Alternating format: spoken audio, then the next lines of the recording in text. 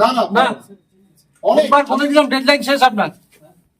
আমি দুবার অ্যানাউন্সমেন্ট করা হয়েছে তো, দুবার অ্যানাউন্সমেন্ট করা হয়েছে, তার মধ্যে আপনারা বুধবার দিন আপনার ডেডলাইন শেষ, বুধবার দিন একদম সন্ধ্যাবেলা থেকে আমরা অ্যাকশনে নামবো। এবং আমি স্যার এটাও বললেন যেন রাস্তা সবসময় ক্লিয়ার থাকে এবং মানুষ যাতে অবাধে যাতায়াত করতে পারে। তো ভালো কথা বলেছে। আমরা যে অন্যান্য স্যারেরা যেভাবে বলতেন, যে ইনস্ট্রাকশন দিতেন, বড় একটা গাইডলাইন দিয়েছেন, খুব সুন্দর, ভালো লেগেছে। কি আমি জোরে চালাচ্ছিলাম কিনা, রাস্তার ধারে ইট বালি স্টোন চিপ রেখে অবৈধভাবে ব্যবসা করার ফলে বাড়ছে নিত্যদিনের দুর্ঘটনা।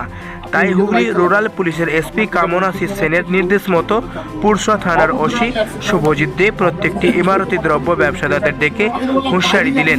বারবার মাইকিং ও সচেতনতা শিবির করার পরও কোনো ব্যবসাদার সচেতন হয়নি, সরানো হয়নি ইট বালি স্টোন চিপ, ফলে দুর্ঘটনা প্রায়ই ঘটছে। এই সকল ব্যবসাদারদের নিয়ে পুরসা থানার ডেকে প্রশাসনিক বৈঠক করেন পুরসা থানার ওসি। রাস্তার ধারে ইট বালি স্টোন চিপ রেখে ব্যবসা করছেন, তাদের নির্দেশ দিলেন অতি শীঘ্রই রাস্তা থেকে সেই সব ইমারতি দ্রব্য সরিয়ে নিতে। এমনকি লাস্ট ডেডলাইনও দিলেন 22শে জানুয়ারি বুধবার পর্যন্ত। এরপর যদি তারা না সরায় তাহলে প্রশাসনিকভাবে ব্যবস্থা নেওয়া হবে বলে জানায় পুরসা থানার ওসি। দেখুন বিস্তারিত কি বলছেন পুরসা থানার ওসি শুভজিৎ দে ও ব্যবসাদাররা। দেখুন বিস্তারিত নির্ভীক কণ্ঠই। ইট যারা স্ট্যাক করছেন সেই স্ট্যাকটা আমার রাস্তা ক্লিয়ার রাখতে হবে, একদম ফার্স্ট কথা। সেকেন্ডলি হচ্ছে ইট যেটা স্ট্যাক করছেন সেটা রাস্তা যেখানে শেষ হচ্ছে তার পাশে ইট স্ট্যাক করবেন না, এটা সম্ভব না। তার থেকে মিনিমাম 2-3 হাত দূরে আপনি করুন, সেটা তবু ঠিক আছে, আপনার জায়গা নেই করলেন ঠিক আছে। কিন্তু অনেক বহু ক্ষেত্রে আমি দেখেছি একদম রাস্তা শেষ ইট স্ট্যাক করেছে, আর যে কোনো মুহূর্তে অ্যাক্সিডেন্ট হয়ে যাবে, ঠিক আছে।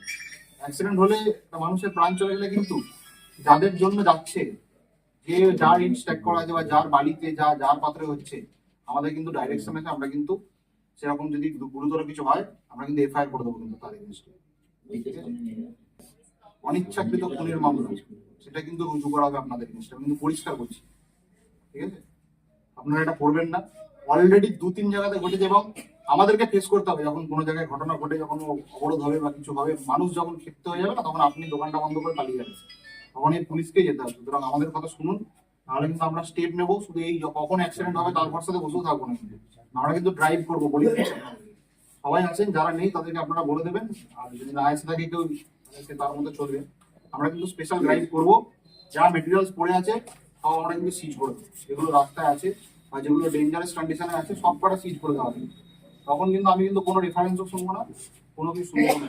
আমি ওই জন্য দুবার অ্যানাউন্সমেন্ট করি, আর একবার আপনাদেরকে ডেকে সামনাসামনি বলে দিলাম। অ্যানাউন্সমেন্ট আপনি ইগনোর করবেন, হয়তো বলবেন আমি শুনিনি জানি না, এবার ডেকে বলে দিচ্ছি।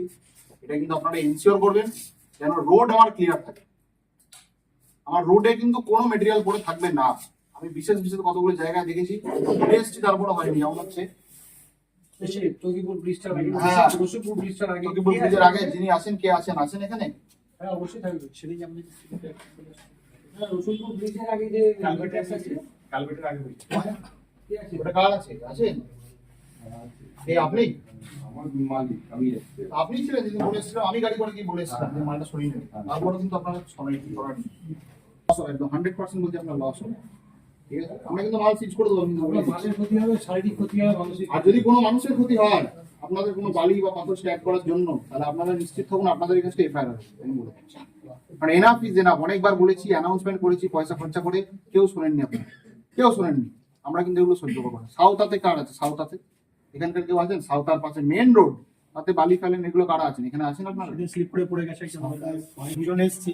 আপনারা দুজনে নিজেদেরটা করে নিন, বাকিদেরটা আমরা বুঝে নেবো, ঠিক আছে। আপনারা নিজেদের মানটা রাখবেন না, যেন আমি যখন ওখানে যাবো তখন যেন আপনাদের মুখটা না দেখে আপনারা রিকোয়েস্ট করবেন না। আমি কিন্তু পরিষ্কার খুব ক্লিয়ার বলছি। আমরা দেখেছি আগের দিন লোক, আমরা ওখানে একটা প্রোগ্রাম করেছি সাউথে, তারা ছবি দেখাচ্ছে লোকটার গায়ে রক্তে ভর্তি, সে কিন্তু ওই বালির জন্য পড়ে গেছে লোক, ঠিক আছে। তার যে কনসিকুয়েন্স, পাবলিকের যে ক্ষোভ, সেটা আমাদেরকে নিতে হয়। এবং মানুষের জীবন যাচ্ছে, কি ক্ষতি হচ্ছে সেটা তো নিতেই হয়। তখন তো আমরা কাউকে পাবো না, এক্সপেক্টও করি না আপনাদেরকে তখন, কিন্তু তার আগের কাজটা আপনারা করছেন। এই যে বালি নামছে রাস্তার পাশে, আপনাদের অনেকেরই বালি নামছে, যে গাড়িওয়ালা লাগাচ্ছে তাকে বলুন ঠিক করে গাড়িটা লাগিয়ে মালটা ফেলতে। গাড়ি হাফ খাঁজ করে রাস্তায় রেখে দিচ্ছে, হাফ আপনি কাজ করাচ্ছেন।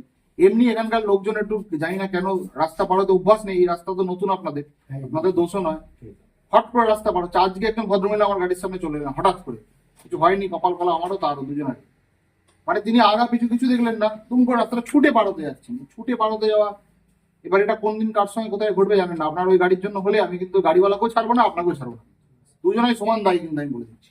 তো আমি কিন্তু বারবার বলছি, দুবার অ্যানাউন্সমেন্ট করেছি, 3 নম্বর বার মিটিং করে বলছি আপনারা কিন্তু রোড ডামার ক্লিয়ার চাই, আর ইট স্ট্যাক করেন। বিশেষ করে আমাদের এক সিভিক মারা গেছে, খুব মানে দুর্ভাগ্যের ব্যাপার।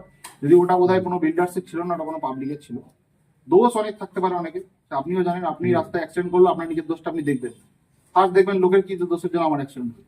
প্রত্যেকের ক্ষেত্রেই তাই, কিন্তু যখন আমার ক্ষতি হচ্ছে তখন কিন্তু আমি আর নিজে দেখবো না আমি হেলমেট পরেছিলাম কি, আমি জোরে চালাচ্ছিলাম কি না ছিলাম। আপনার বাড়ির দোষ হবে আর পুলিশের দোষ হবে, সব পুলিশ করাচ্ছে। আপনি নিজে তো বাইক চালান, আপনার যেটা ঠিক মনে হচ্ছে কি বলুন, কি ঠিক মনে হচ্ছে আপনি বলুন। ক ফুট দূরে রাখলে অ্যাক্সিডেন্ট হবে না আপনি বলুন। আমি তো বললাম বালি আপনি পিচ থেকে 1 হাত দূরে রাখুন, কিন্তু ইট স্ট্যাক করবেন না পিচের পাশে। আমি তো আপনাকে কি বললাম, আপনি আপনারটা ক্লিয়ার করুন, বাকি ড্রাইভ আমি করবো। যা মাল রাস্তায় পড়ে আছে ওগুলো আমি সিজ করে আনবো।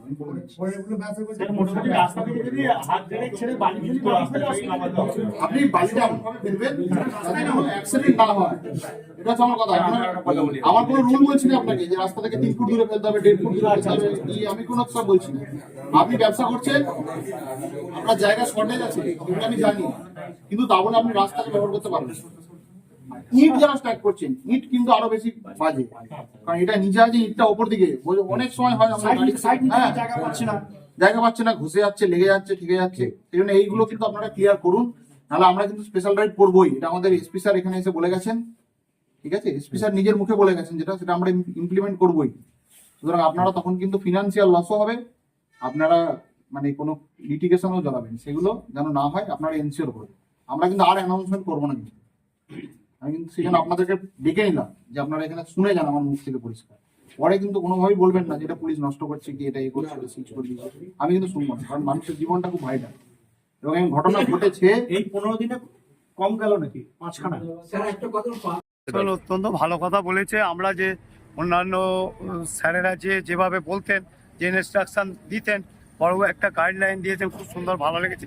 যে পিচ থেকে অনেক ছেড়ে রাখলেও স্যারেরা যে অনেকে চেঁচামেচি করতেন, হয়তো ভাবতেন যে এই জন্য হতে পারে। কিন্তু আমার যে বক্তব্য হচ্ছে সেটা হচ্ছে, তো এই আবাস যোজনার ব্যাপারও আছে, চাপ আছে অনেকের উপরই, সব ঠিক আছে। তবে ইটে একটা রিসেন্টলি দুর্ঘটনা ঘটেছে শুনেছি, খুব খারাপ লাগছে। একটা মায়ের কোল খালি হয়ে গেছে। আমাদের জন্য কারো মৃত্যু হোক বা কারো দুর্ঘটনা, এটা আমিও চাইনি। আপনারা সচেতন হবেন? অবশ্যই আমরা সচেতন, আমরা এমনি সচেতন আছি। আমাদের সাঁওতা আমার ব্যবসা, দেবজ্যোতি ঘোষ আমার, আপনি দেখবেন সাঁওতাতেও মাল ফেলা বন্ধ করে দিয়েছিলাম আমি। তারপরে দেখছি প্রত্যেকেই ফেলছে, তখন বাদ আমিও ফেলেছি, 1 গাড়ি মাল ফেলেছিলাম। তাও সেই দিন আমাকে যে বলতে, আমি তাড়াতাড়ি সেকেন্ডটা আগে পরিষ্কার করে দিয়েছি। এবার এখন তো ডাম্পারের ব্যাপার, দুর্ভাগ্যজনকভাবে সেদিন অ্যাক্সিডেন্টে মারাও গেছে। সেটা তো এইখানে সাঁওতায় নয়, সাঁওতায় যে মারা গেছিল সেটা রাস্তা পার হতে অন্য জায়গায়, ফাঁকা রাস্তায়।